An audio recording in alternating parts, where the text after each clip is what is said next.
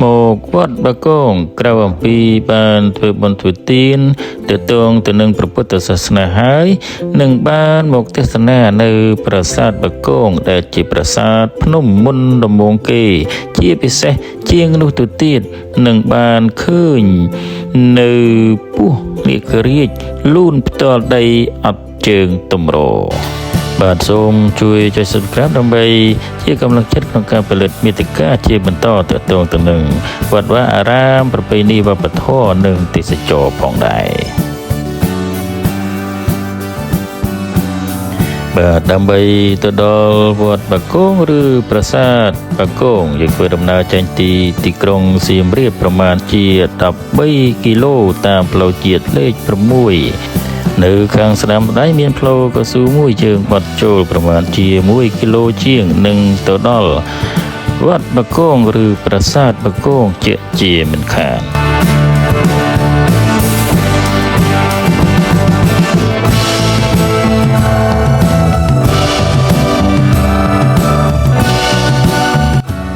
បាទ Channel វត្តអារាមទូសូមក្រាបថ្វាយបង្គំសម្ដេចព្រះថេរានុថេរៈគ្រប់ព្រះអង្គ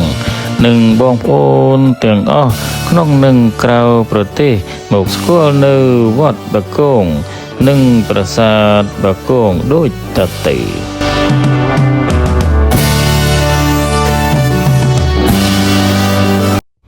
បាទជាបឋមខ្ញុំបាទសូមជម្រាបជូននៅប្រវត្តិសង្ខេបខ្លះៗទាក់ទងទៅនឹងប្រាសាទបាគង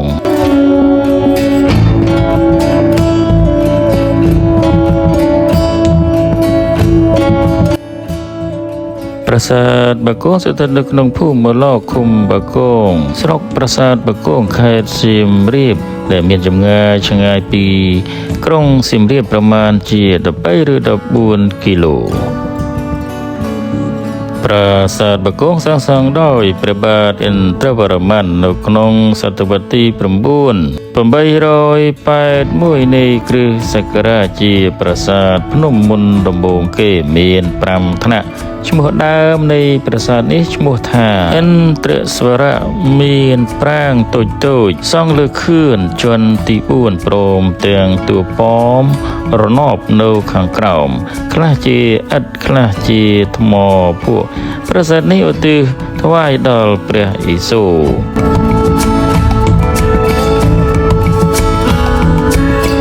បាទនេះគឺជាក្បាច់ចម្លាក់ដ៏អស្ចារ្យដែលមាននៅក្នុងប្រាសាទបាគងឬក៏ប្រាសាទកោះកេរនិងព្រះវិហារដែលមានដូចគ្នាអត់មានជើងតម្រទេជាអំបូរពោះមានស្រកាអាចហៅថាពោះនាគជាសិល្បៈដ៏ល្អវិចិត្របាទសូមអញ្ជើញបងប្អូនមកនឹងនៅប្រវត្តិវត្តបាគងដែលស្ថិតនៅក្នុងភូមិអឡកឃុំបាគងស្រុកប្រាសាទបាគងខេត្តសៀមរាបដែលមានឈ្មោះដើមថាវត្តបាគងត្រូវបានកសាងឡើងនៅក្នុងឆ្នាំ1106ដោយព្រះតេជគុណព្រះនាមนุ่งព្រមទាំងពុទ្ធបរិស័ទបុព្វហេតុដែលនាំឲ្យហៅឈ្មោះវត្តនេះថាវត្តបាគងដោយផ្អែកទៅលើទីតាំងវត្តនេះស្ថិតនៅក្នុងបរិវេណប្រាសាទបាគងដែលជាទីកន្លែងសក្ការៈបូជាចំពោះវិញ្ញាណក្ខន្ធរបស់បុព្វបុរសយើងជំនាន់មុនព្រមទាំងធ្វើពិធីសក្ការៈបូជាសូមសេចក្តីសុខសប្បាយដល់ប្រជាពលរដ្ឋដែលមានប្រពៃណីតាំងតែបុរាណកាលមករហូតដល់បច្ចុប្បន្នចំពោះវត្តបាគងជាទីកន្លែងសក្ការៈបូជាដល់ពុទ្ធបរិស័ទសម្រាប់ធ្វើបុណ្យធ្វើទានសក្ការៈបូជានិងជាទីគោរពបូជាបែបព្រះពុទ្ធសាសនាបាទនេះគឺជាទិដ្ឋភាពរូបគំនូរនៅក្នុងព្រះវិហារដែលនិយាយអំពីពុទ្ធប្រវត្តិនិងជីវិតកាលរស់នៅវត្តនេះមុននឹងក្រោយឆ្នាំ1970ព្រះតេជគុណព្រះនាមជូវុនបានកសាងវត្តនេះរួមជាមួយនឹងពុទ្ធបរិស័ទក្រោយពីព្រះអង្គបានទទួលអនិច្ចធម៌នៅក្នុងឆ្នាំ1994ព្រះគ្រូចៅអធិការព្រះនាមអ៊ូសូបានទទួលនីតិបន្តក្នុងការដឹកនាំពុទ្ធបរិស័ទកសាងសមិទ្ធផលដូចជា